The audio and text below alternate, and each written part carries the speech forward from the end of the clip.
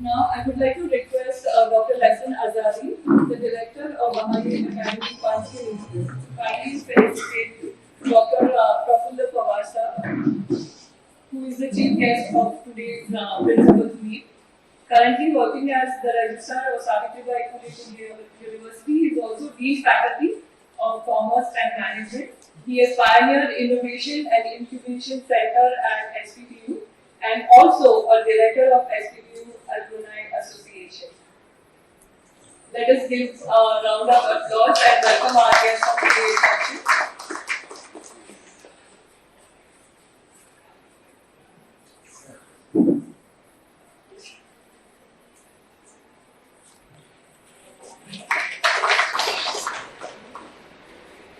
Now, I would also like to request Azadi sir to kindly felicitate Dr. Sanjay Chapne sir, who is principal of the TJ College. Yes, we know that, but he is also a member of Academic Council of SPPU. He has been a part of various committees, has published many papers and almost 600 lectures to popularize science. So thank you so much, Chapne sir. So we are really fortunate to have both of them with us for this gathering. Now I would like to actually request Dr. Prafulla Pawar sir to kindly address all of us. सर्वांना माझा नमस्कार. Honorable Lasan Azadi ji, the director of Bahai Academy, which is located at Panchgani, a very wonderful campus. I have been there a couple of times. And more than the campus, the kind of work they are doing, community oriented, and especially in the field of value education, that is really commendable. I'm happy that he is present here today. Honorable Dr. Sanjay Chakne sir, my senior friend, we have worked together for years in the university and a great experience. And the principal of this college who's hosting this workshop today. And more importantly, all respected principals, senior faculty who is present here. Couple of days back, Dr. Chakne asked me, would I be available for attending this workshop? Honestly, sir, I wasn't aware that the audience is principals. Yesterday, we met at the university and I specifically asked him, ki participants kaun hai? Whom am I supposed to talk to? And he said, they are all our principals. And that was really scary for me. Addressing principals is a very difficult task. So at the outset only, please forgive me if I end up saying something that is not appropriate. The university has launched this value-added course, audit course, optional course, and which is also one of the thrust areas, focus areas of our national education policy. The course is about fostering personal development and social progress. There are two components to it: personal development and social progress. Both are connected. The concept is work on personal development, which would lead to social progress. Now, prima facie, there appears a big gap. What we are talking about is developing someone personally and then connecting it to social progress. They two appear as two poles. Let us understand what possibly it means and what is the bhumika behind this entire thing. Personality development as such is not new. We had been doing it for years together, decades together. We tell students how to be polished, how to enhance your communication skills, how manners and etiquettes are to be followed, and so on and so forth. But truly speaking, they all are external. They all are from outside. You tell someone, well, you shouldn't walk like this, you walk like this. It should be how it is. You try to change him from outside. That is cosmetic, that is aesthetic. The word personality that way comes from persona, and that persona means a mask. So I play a role, I get into a role, a position, and then I wear that mask. And then I try to mimic that person, that role. I remember my childhood instance. We used to stay in village. गावामध्ये रामलीला होतात. दसरा वगैरे आला की ते रामलीला होतात. I was 4 years old roughly. आमच्याकडे त्याला भोवाडा म्हणायचे.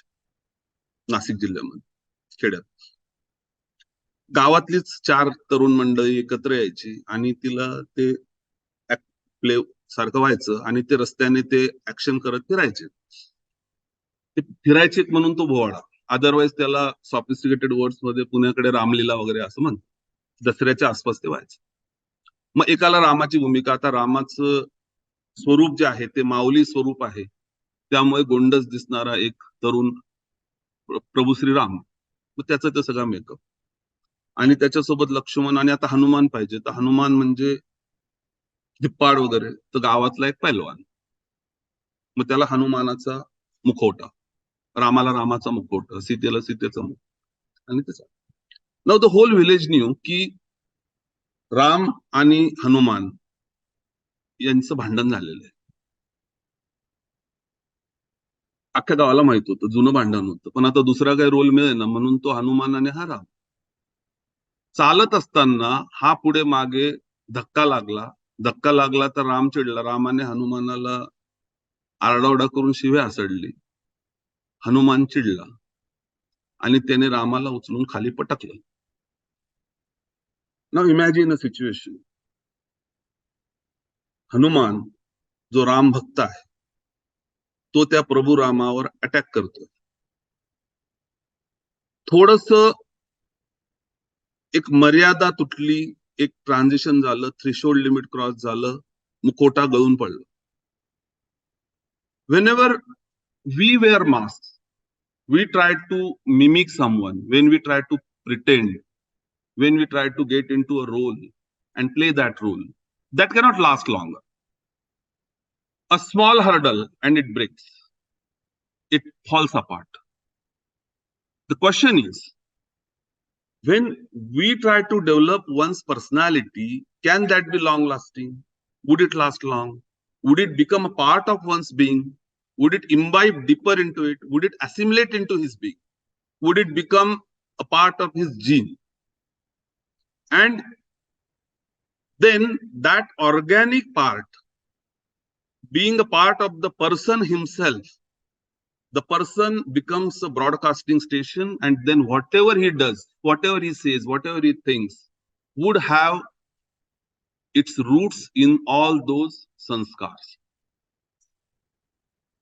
The basic purpose when we think of personality development and personal development, I think, lies there. This course doesn't talk about personality development from outside. This course talks about intrinsic,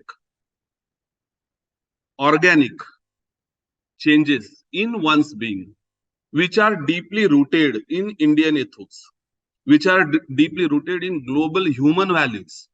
Now, these are bulky words, but we need to understand them in a deeper sense. We have to decipher. What are these human values? What do we talk about? You think of any religion in the world, any religion in the world. And each religion believes there is some power, some supreme power that rules the world, that has created all of us. Let it be Christianity, let it be Islam, let it be any religion. The name could be different. The power, the name of the Almighty, the power could be different. But each religion believes there is some supreme power, and that runs the world. Now, each religion in the world believes there are core values. What are those core values? Core values are non-violence. Core values are love. Core values are care. Now, these values are beyond religions. They are human values. Let us again understand human values in a different perspective. What is the age of this earth? Scientists say it is around 4.5 billion years. Our mother earth is 4.5 billion years old. How old is the humanity? They say it is around 2 lakh years. So imagine 4.5 billion years, Mother Earth is there. Earlier volcano and all that. 2 lakh years, the first human being is there. What was before that? Flora was still there. Fauna was still there. Animals were there. When animals were not there, plants were there. Trees were there. Now look at this transition. Earth formed, then billion years later, flora appears. Billion years later, fauna appears. Few lakh years back, human being comes on this. And then the entire evolution. How old are our civilizations? Get into history and you'll realize it is not more than 6,000 years old. Not more than 6,000 years. Now look at those billions, millions, lakhs, and 6,000 years old civilizations. What must have happened during these times? There is a philosophy, and that says the plants when came, they were not just there, they grew, they developed, and they were preparing to receive those animals. They transcended into those animals. Animals came, they grew, they developed, and they were getting ready to receive the human being. That was the evolution. Human beings came, and we know how they were right in the beginning, in the monkey form, and then we see what we are today. Look at this transition. This transition is organic. This transition is intrinsic. What do we do? When we come across someone who is not like us, let it be because of religion, let it be because of appearance, let it be because of race, or behavior, or ideology, or thoughts, anything. We think he's not ours, he's different. And there's nothing wrong in it. We have been brought up like that. When we were all those nomads, what were we taught? Anything unknown, unfamiliar is a risk. That was our natural response. That was our spontaneous response. We were like that. We were hostile to anything that is not similar, not experienced before. Our entire behavior, our thought processes, our judgments, our decisions, they revolve around what we know, what we are familiar. And anything that we don't know, we simply assume it's not there. And when it appears, that makes us hostile. That makes us conscious. That makes us go against it. That creates adverse reactions within us. And that is where exactly the inclusivity gets disturbed. India is a home to 4 major religions: Hinduism, Sikhism, Jainism, Buddhism. All 4 religions are originated from this country. They are spread across the world. Today we say Brahmadesh, today's Myanmar, Sri Lanka, China. They are Buddhist dominant countries. The bhikkhus have traveled from this country to China and everyone. We know that Bodhidharma traveled to China and then it all spread. Japan. Jain is a major religion. That Jain is originated from Zhan. Zhan is Dhyan. And Japan has adopted Indian, basically original Indian philosophies. West developed materialistically, East was always developed spiritual. Many thought leaders, they traveled to India to get that spiritual liberation. Any religion you talk about as a way of life, and it talks about moksha, it talks about mukti, and eventually what is the supreme goal of human beings? And they say it is moksha. Now what that moksha means and how does one travel to that direction? And that route essentially goes through these human values and which are universal in nature. The point I'm trying to make is any human value you talk about is universal and it is free from religion. And when it is free from religion, the question is when we are not familiar with it or its different manifestations, it is metamorphic. We are not familiar with all the facets. It changes its face. It changes its appearance. And the moment we see a different appearance, a different ideology that is stemming up, a different person that is coming in front of us, a different race, a different body color, a different multiple things. we become hostile to it. How to change that? Now we have 5 senses. The body has 5 senses, several faculties of mind. Unfortunately, all senses are directed outwards. We see outwards, I hear from outside, my skin senses a touch from outside, taste from something that is outside. I don't have a single organ, a single sensory organ that can help me look within. And the basic journey starts from there. If I want to develop a person intrinsically, organically, that has to start from within. And if it has to start from within, we have to know what is within. And to look into that, the route is exactly opposite. If I want to understand something that's in the outside world, maybe I have to think, I have to explore, I have to analyze. 2005 years ago, Patanjali said, Yoga Shastra, right? What is yoga? Yogascha chittavritti nirodha. Chittavritti is your thought process. When it stops, yoga starts. What essentially you have to do is to stop thinking. To achieve anything materialistic, we have to become efficient. We have to become productive. We have to work hard, right? If we want to do some inner changes, want to achieve inner progress, we have to become creative. We have to become still. We have to stop thinking.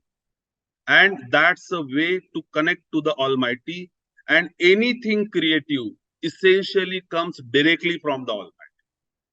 Look around the world. There are many companies, many businesses, many successful people. You'll find 2 types. One who has worked hard, another who had been creative. All great things in the world, even materialistically, have been achieved if and only if those people had been creative. Which is the largest mobile phone company? Apple. And see the innovation is again what creative. Any great literature, any great epic, let it be Bhagavad Gita, let it be Valmiki Ramayana, let it be Bible, whatever.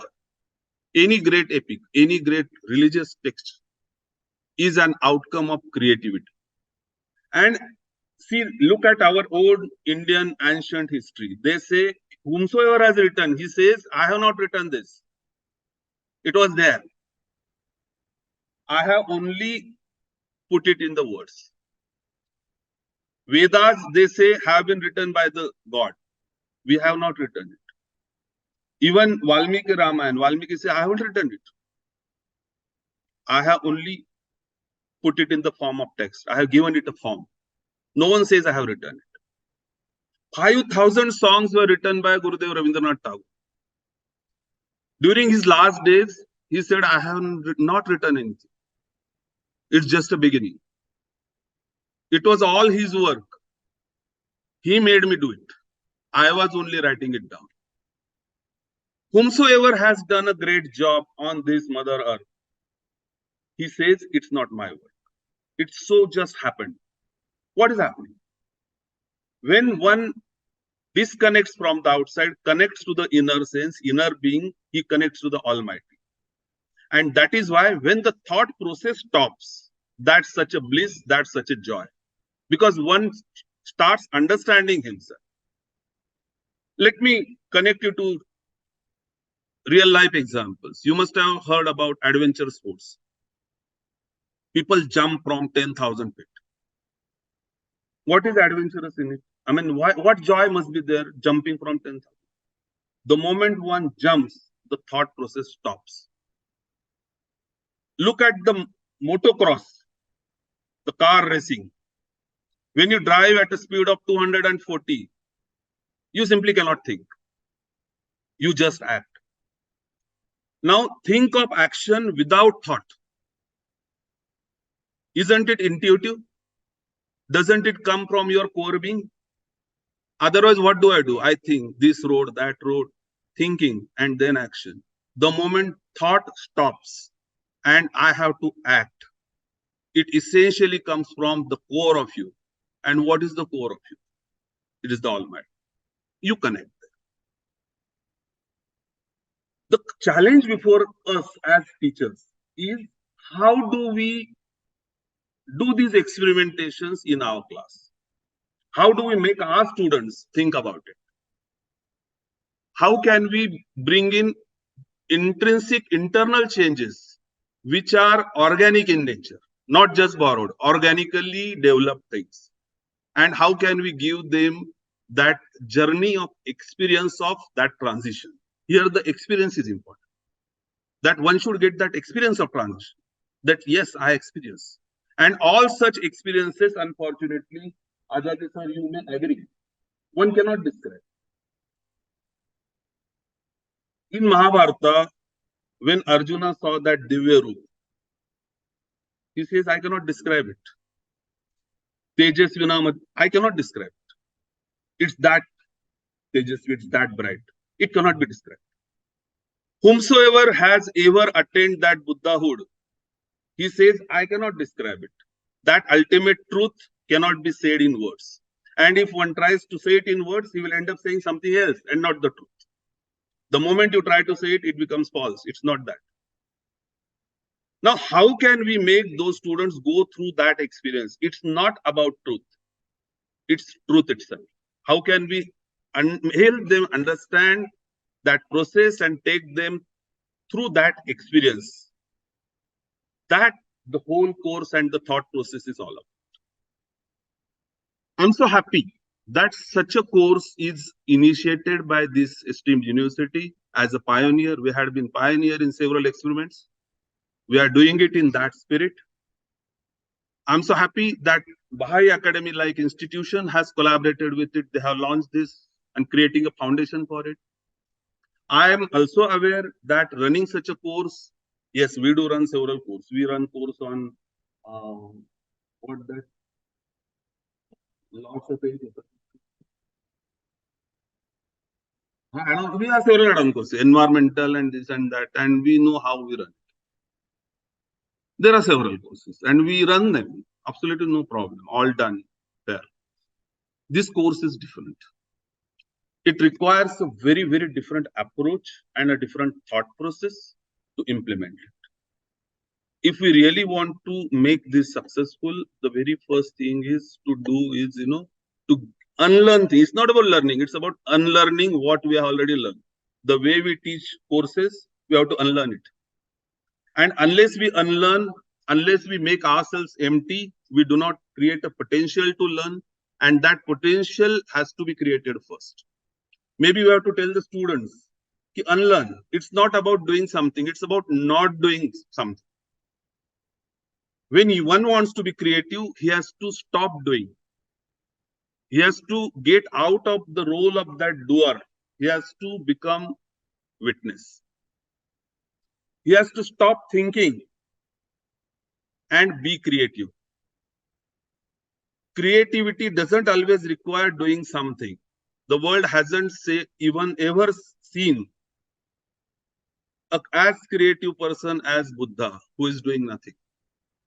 A Buddha sitting in a meditation posture is the most creative person the world has seen. What is he doing? He's doing nothing. And that nothingness had been the essence of all Eastern philosophers. All Eastern philosophers. Nothing. Neither this nor that. Vedas say neti neti. Not this, not that. No love, no hate. No anger, nothing. Neither truth, not false. That zero, that shunyam, that emptiness, that aloneness. I'm not saying loneliness. Loneliness shows void. I'm saying aloneness is the foundation of this book. The question is how we take it to them. I'm really thankful to Professor Chakne that he has taken this initiative, brought all of you together. Thanks to you, the senior teachers, principals, leaders, academic leaders of all leading colleges are here. And you are the pioneers who would build the foundation, the methodologies, the pedagogies for this course. And I'm very certain in a couple of years, the universities in Maharashtra, the universities in country will follow our footsteps. It's not a small gift to the students. Today you see frustration. The youngsters are not happy. Youngsters are not happy. My father wrote a book a couple of years back. He is the son of a farm laborer. He lost his father when he was 5, and his mother, means my grandmother, worked as a farm laborer, working in somebody else's farms. And from there, we inspire him. You write your life story. And he wrote certain pages and we converted it to book. The question was, who will give preface? I said, I'll give preface. Who else? I wrote a para in that. And I'm just feeling like reading it for you. I've written, and this, in my opinion, this forms a foundation, a basis for me to go to the student as a teacher. Why should I do? And what should I tell him? It's a bit ending. I had written, सर्व तरुण पिढीने एक गोष्ट समजून घेणं खूप महत्वाचं आहे. आपल्या प्रत्येकाला एक इतिहास असतो. मग तो देश असो, समाज असो की व्यक्ती असो. तुमचा देखील प्रत्येकाचा असाच एक इतिहास आहे. तुम्ही आज जे काही करत आहात, जे काही आहात, त्याची मुळं त्या इतिहासात आहे. You must know where do you come from. हा इतिहास तुमच्या असण्याला अर्थ प्रदान करतो. तुम्ही राजवंशातून आलेला आहात की शेतमजुराच्या कुटुंबातून आलेला आहात, हे वास्तव तुमच्या आयुष्यातील प्रत्येक निर्णय प्रक्रियेला दिशा देतं. आज असलेली ऐहिक सुबत्ता इतिहासाचीच शिदोरी असते. तिची दिशा इतिहासातून स्पष्ट होते. मलाही असंच वाटलं की आजी, आई, दादा यांनी केलेल्या त्यागाच्या कष्टाच्या बळावर आज आपण येथपर्यंत पोहोचलो आहोत.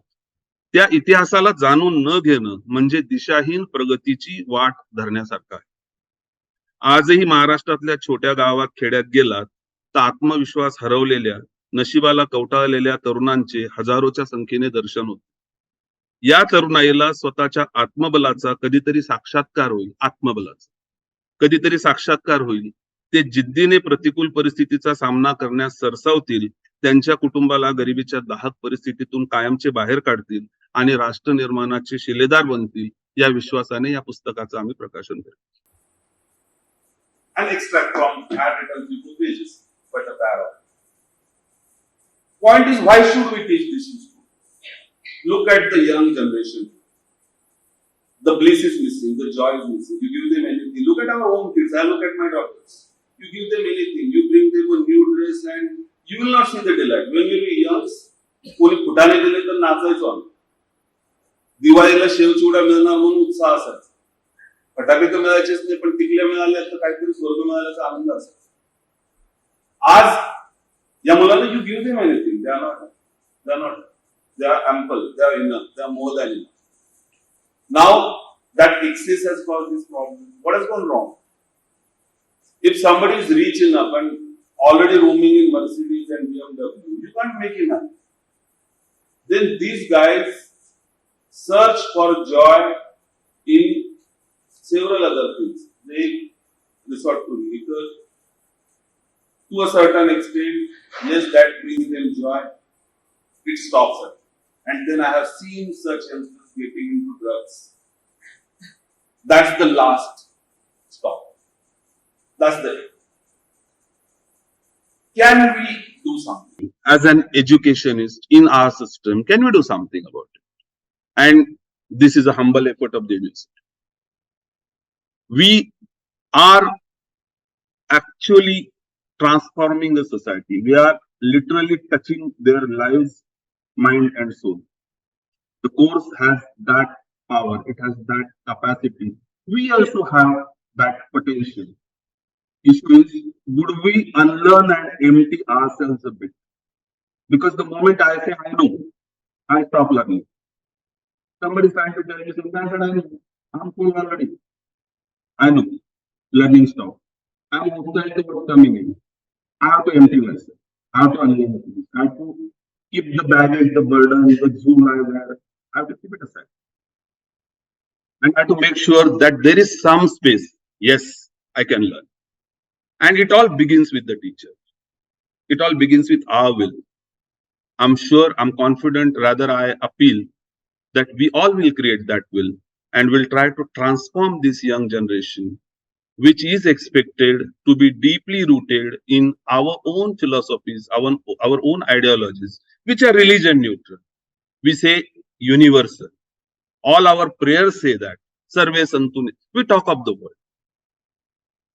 The course is a major step in that direction. I congratulate each one of you.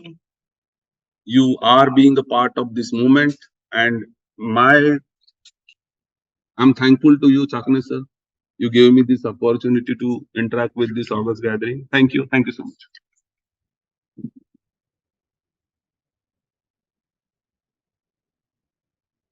Thank you so much, sir, for your words of wisdom. They have really inspired all of us and they have touched us really deep within.